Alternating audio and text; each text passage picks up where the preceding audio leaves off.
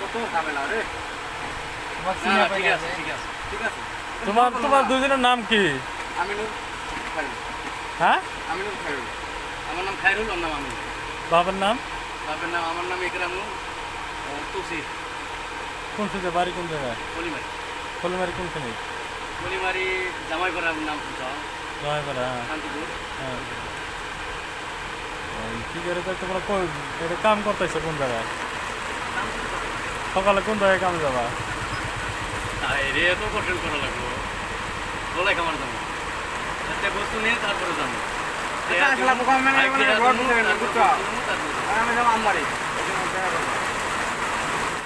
আরো বলে কিছু না।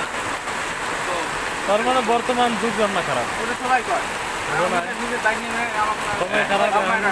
খারাপ।